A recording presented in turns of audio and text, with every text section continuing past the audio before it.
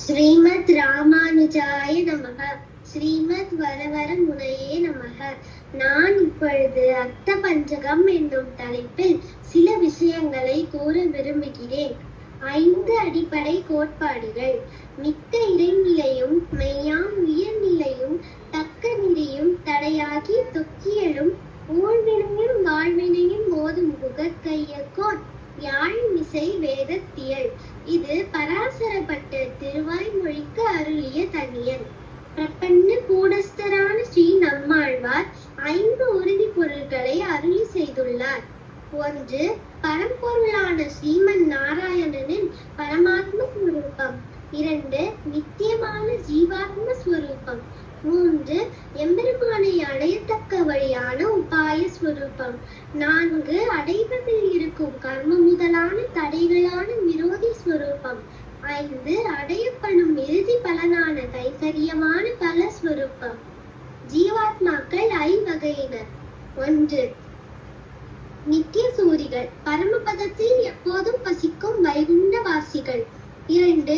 முத்தாத்மாக்கள், வைகுண்டம் சென்று சேரும் தலைகள் ஆத்மாக்கள். 3. கேவலர்கள், ஆத்ம அனுபவம் என்னும் கைவல்ய மோட்சம் பெற்ற ஆத்மாக்கள். 4. முமுட்சுக்கள், சம்சாரத்தில் இருக்கும் ஆனால் பகவத் கைங்கரிய பேட்டினை விரும்பும் ஆத்மாக்கள். 5. பத்தாத்மாக்கள், உலகியலில் கட்டுண்டு உழலும் ஆத்மாக்கள்.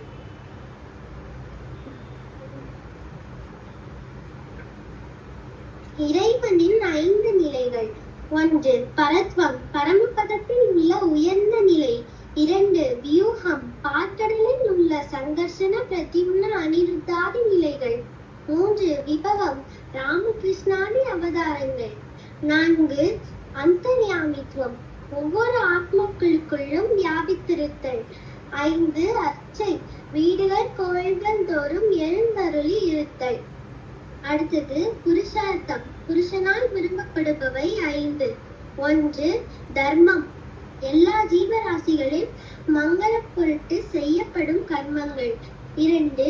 அர்த்தம், சாஸ்திரம் விதித்தபடி பொருளீட்டி அதை சாஸ்திரம் சொல்லியபடி செலவிடுதல். 3. காமம், உலக இன்பங்களை அனுபவித்தல். 4. ஆத்ம அனுபவம், தன்னைத்தானே அனுபவித்தல். 5. மோக்ஷம், அதாவது கைங்கரியம், இங்கும் பரமபதத்திலும் எம்பெருமானுக்கு நித்திய கைங்கரியம் செய்தல். உபாயம், வழி 5. 1. கர்மயோகம், யாகம், தானம், தபஸ் முதலியவற்றால் ஆத்ம ஞானம் பெறுதல். 2. பக்தி யோகம், ஞான யோகம், கர்மயோகத்தால் பெற்ற ஞானத்தை உபயோகித்து மன சுத்தியோடு பகவானை தியானித்தல். 3. பக்தி யோகம், மேற்கண்ட யோகங்களின் மூலமாக எம்பெருமானின் உண்மை நிலையை அறிந்து அவனை பக்தியோடு வழிபடுதல். 4. சரணாகதி, எம்பெருமானே உபாயம் உபேயம் என்று இருத்தல். 5. ஆச்சாரிய அபிமானம், இதில் ஒன்றையும் அனுஷ்டிக்க இயலாதார்க்கு கருணையே வடிவான ஆச்சாரியன் திருத்தி பணி கொண்டு பகவானிடம் பிரசதானம் செய்து மோட்சம் பெற்று தருவார். அந்த ஆச்சாரியனே தஞ்சம் என்று இருத்தல். உஜ்ஜீவனத்திற்கு தடையான 5 விரோதிகள். 1. ஸ்வரூப விரோதி, சரீரத்தை ஆத்மா என எண்ணி மயங்குதல். 2. பரத்வ விரோதி, அதில் 1. தேவதாந்தங்களை பெரிதாக எண்ணி வணங்குதல், அவதாரங்களின் மானிட பிறப்பாய் நினைத்தல், அச்சாவதார பெருமாளுக்கு முழு சக்தி உண்டு என்று நம்பாதிருத்தல். அடுத்தது 3. புருஷார்த்த விரோதி, பகவத் கைங்கரியம் தவிர இதர விஷயங்களில் பற்றோடு இருப்பது. 4.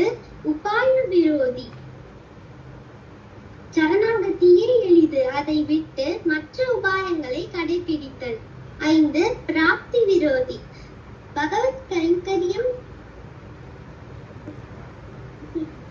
5. பிராப்தி விரோதி, எம்பெருமானை அடைவிடாமல் தடுக்கும் விரோதியான நம் உடல் மேலும் நாம் செய்யும் பகவத் அபச்சாரம், பாகவத அபச்சாரம், அசக்கிய அபச்சாரம் முதலியன.